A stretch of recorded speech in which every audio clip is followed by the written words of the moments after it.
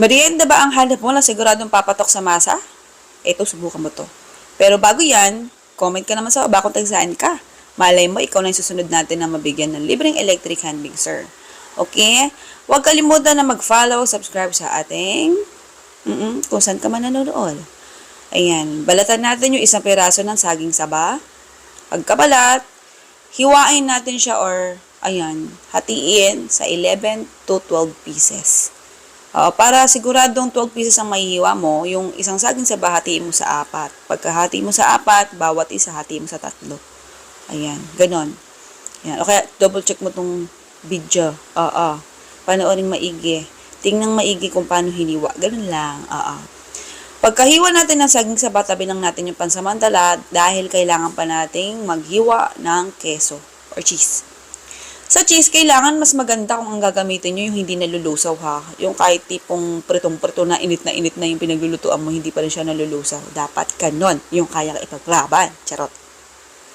Ayusin natin si Doggy. Pagkaayos natin kay Doggy, guluhin natin siya ulit.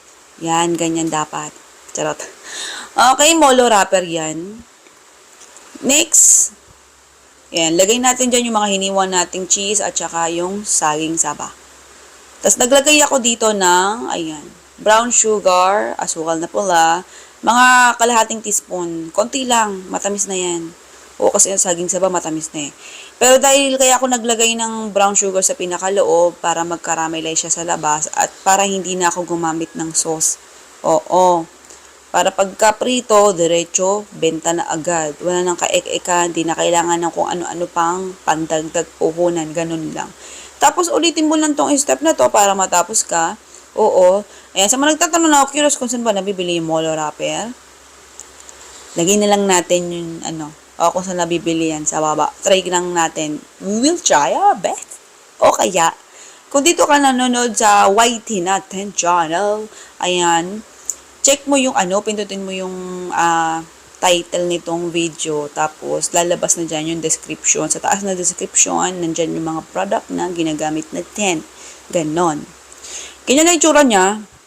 Sipin mo naman, isang peraso lang ng saging saba, 11 pieces to 12 pieces na magagawa mo. O diba, bongga?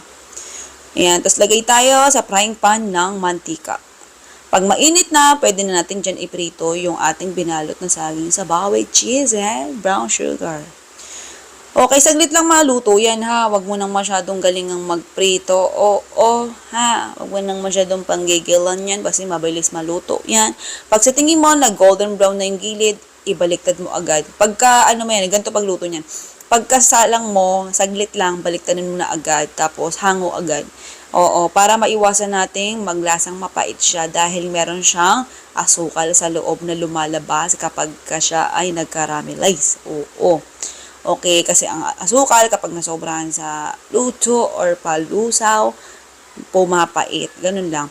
Okay, yun is na recipe at saka costing natin. Pagtapos itong lantakan time, nandun na. Okay, ang kailangan mo lang gawin, kung naiinip ka na, umay ka na sa pagmumuka ng lola mo, forward mo na agad to para makita mo na agad kung magkano ang pwede mong kitain sa loob ng isang araw, isang buwan, isang taon, sa 12 pieces lang na niluluto natin. Bale, ang recipe pala natin ay banana cheese rolls. Ang ganda ng pangalan pero simple lang gawin. Sige na, goodbye, good luck. Love you.